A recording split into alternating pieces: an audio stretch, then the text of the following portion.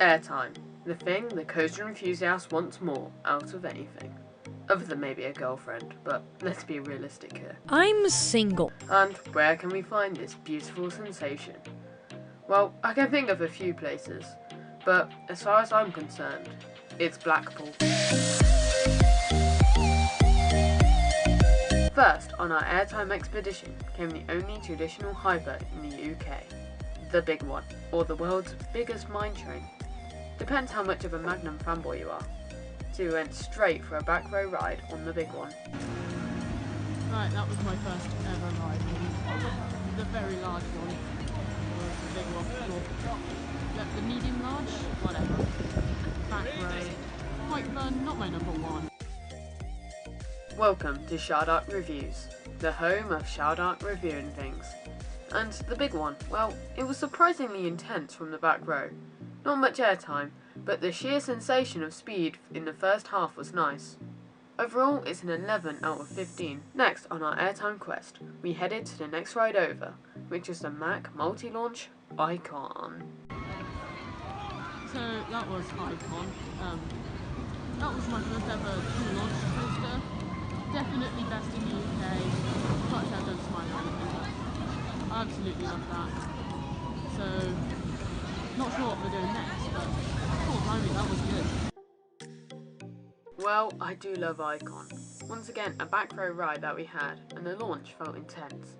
Give or take, the only launch I had done previously was 13s, and there was some serious strong pops for us, and I'll put it as a 13 out of 15. We then cut to the chase with a ride on Steeplechase, and yes, I am a comedian. Yeehaw! Okay, so we're going on the Steeplechase now, and are we going to win? Hell yeah. I want to win, so let's go. We won. Go on, try and run under. Go on. Right, my turn. Right, yeah, there we go. We found this vending machine.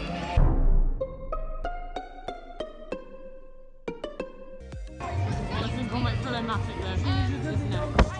Very, very epic. A big grommet. This is what I need in my life. Big Dipper. Deja vu, I've just been in this place before. Higher on the street, and I know it's my time to go. Going new, and the search is a mystery. Standing on my feet, it's so hard when I try to be me. Whilst me and my sister had a fun ride on this 98-year-old coaster, my dad did not have a pleasant ride in a row behind, and for that it gets a 0. As for any other occasion, it's an 8 out of 15.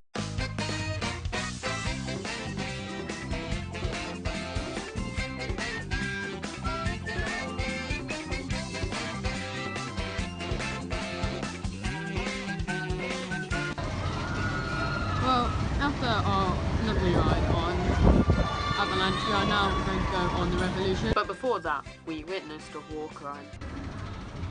This is a very, very naughty field. Eating somebody else's chips. That is like punishable by death.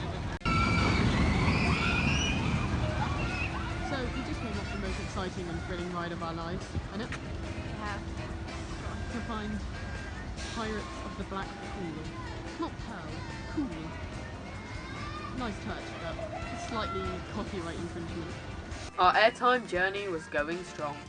After rides on airtime machines like Icon and almost. We had been on a ride that had been praised for the airtime coming off the launch into the drop.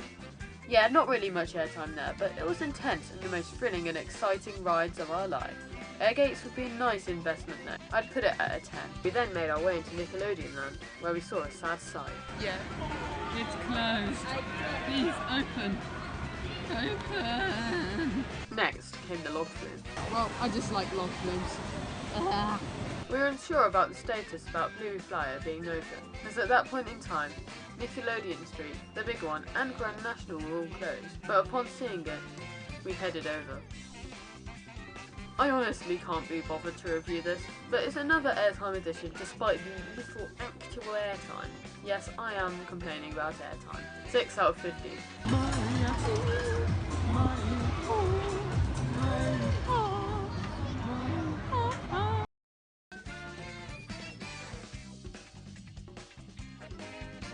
Ice and water, fire, earth, and air. Yep, we're riding Avatar. As the day was slowly coming to a close, we headed over to Alice in Wonderland to get on another classic Blackpool ride. Alice in Wonderland. So- Absolute. For our final ride, we wanted to end it up on a woody. That's right, Grand National. The grandest coaster in the nation now. Also known as Shardark. Whenever you get onto a wooden coaster, this is what it should say. Especially this one.